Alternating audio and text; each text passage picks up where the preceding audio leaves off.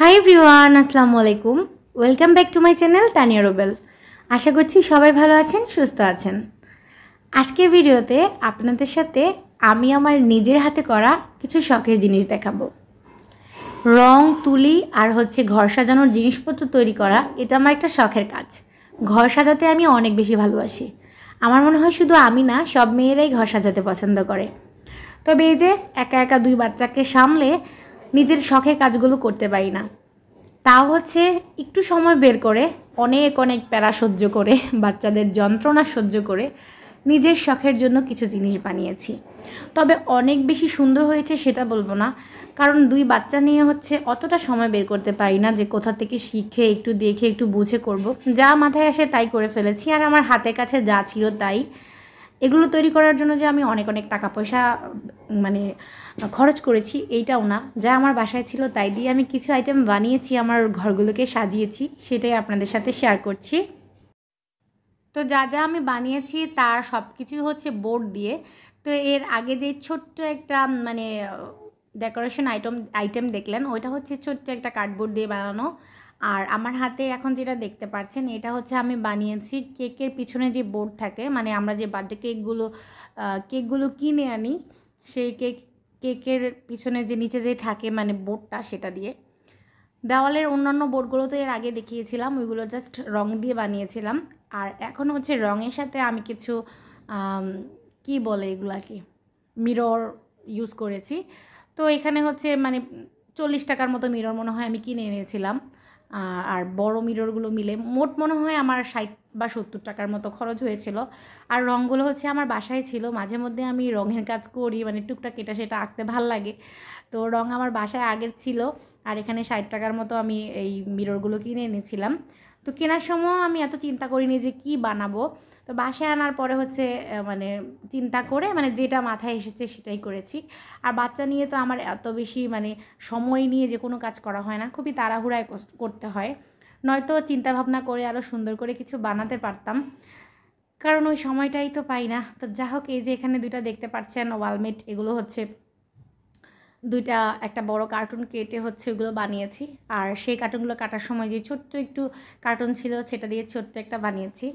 আরেকটা কার্টুন অবশ্য আছে ছোট্ট টুকরা, সেটা দিয়ে এখনও কিছু বানানো হয়নি। তো এই আর কি, আমার নিজের হাতের তৈরি জিনিসপত্র দিয়ে এই রুমটাকে আমি একটু সাজিয়ে নিয়েছি। তো কেমন লাগছে সবাই জানাবেন। একদম ঘরে থাকা এই জিনিসপত্র দিয়ে গিয়ে আমি বানিয়েছি। এর আগেও কিছু জিনিস বানিয়েছি, তবে যেহেতু রেগুলার ভিডিও শেয়ার করা হয় না, সেগুলো শেয়ার করা হয়নি।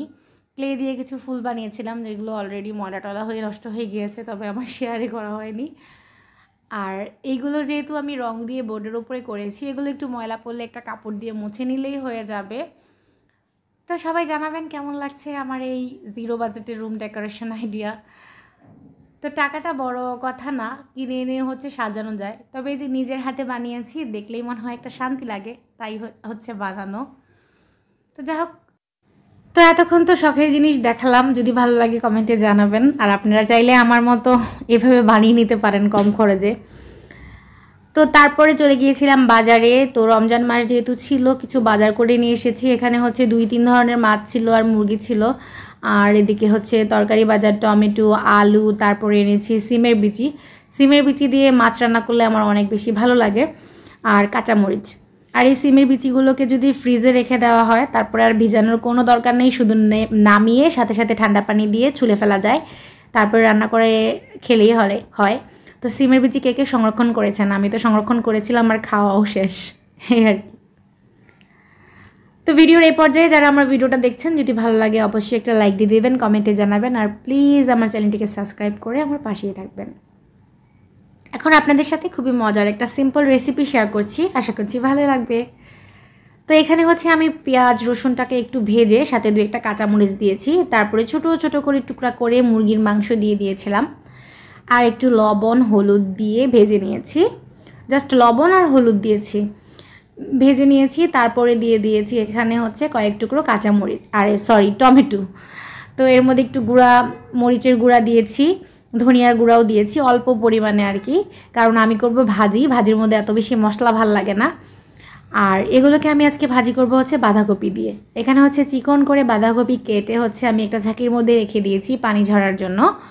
তো সিদ্ধ করা লাগবে না, কাঁচা অবস্থা থাকলেই চলবে। আর এদিকে আমার মাংসটা ভাজা হয়ে গিয়েছে, টমেটোটা একটু নরম হয়ে এসেছে। তো এর মধ্যে হচ্ছে এবার আমি কুচি করে রাখা বাঁধাকপিগুলো দিয়ে দিচ্ছি। অল্প অল্প করে বাঁধাকপি দিয়ে হচ্ছে ভালো করে মশলাটার সাথে আমি মিক্স করে নিব। যেহেতু এটা ভাজি, বেশি মশলা দিলে ভালো লাগে না। তো চাইলে আপনারা এর মধ্যে সামান্য একটু হচ্ছে যদি ম্যাজিক মশলাগুলো থাকে সেগুলো দিতে পারেন, তাহলে ভালো লাগবে।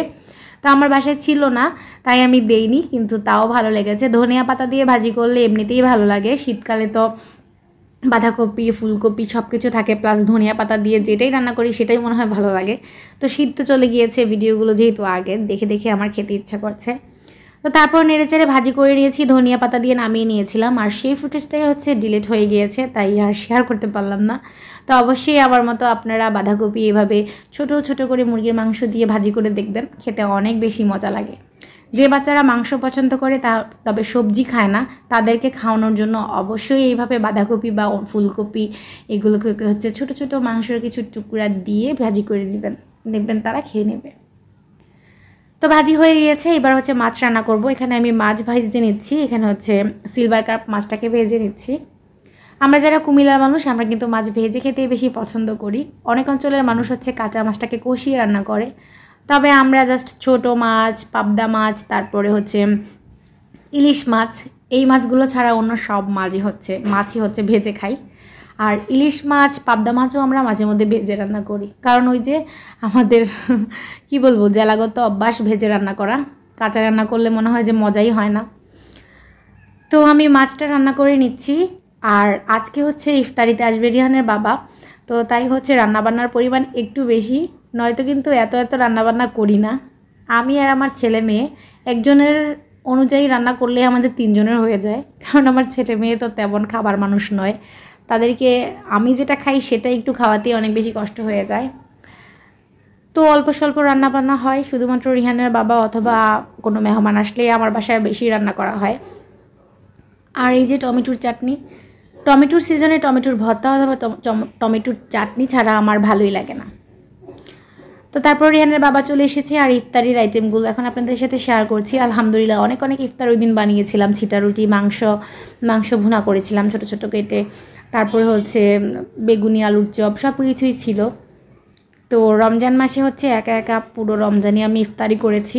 তো একা একা ইফতারি বানাতেও আমার ভালো লাগতো না, খেতেও না, জাস্ট দেখা যেত একটু শরবত, কয়েকটা খেজুর, কয়েকটা বেগুনি বানিয়েছি, এছাড়া আর কিছুই না। বেশিরভাগ রোজা তো আমি ভাতই খেয়ে ফেলেছি ইফতারির সময়, কারণ একা একা এত কিছু বানিয়ে হচ্ছে খেতেও পারবো না, আর ভালোও লাগে না। তো আজকে যেহেতু রিয়ানের বাবা এসেছে, তাই হচ্ছে ইফতারিতে ছিটা রুটি, মাংস সব কিছুই রেডি করেছি। আর সে আসতে কিছু ফল নিয়ে এসেছিলো, তো সবাই মিলে ইফতারি খেয়ে নিলাম আলহামদুলিল্লাহ। আর এই যে রিহানের বাবা বড় বড় টাইপের কিছু জিলাপি নিয়ে এসেছিলো, এগুলো হচ্ছে ইফতারিতে বের করতে আমার মনে ছিল না। তো ইফতারির পরে হচ্ছে আমি এখন সবাইকে দিব। আর একটা জিলাপি এত বড় আর এত মিষ্টি যে মানে একটা জিলাপি আমরা সবাই ভাগ করে খেয়েছি। আর পরে ওই জিলাপিগুলো অনেক দিন আমার ফ্রিজে পড়েছিল, কারণ জিলাপি খেতে আমি তেমন বেশি একটা পছন্দ করি না। রিহানার বাবা তো চলে গিয়েছিল, আর বাচ্চারাও খেতে চাচ্ছিল না। এখন দেখে মিস করছি, মনে হচ্ছে যে ইস, এতগুলো জিলাপি কতদিন ফ্রিজে পড়ে পড়ে নষ্ট হলো।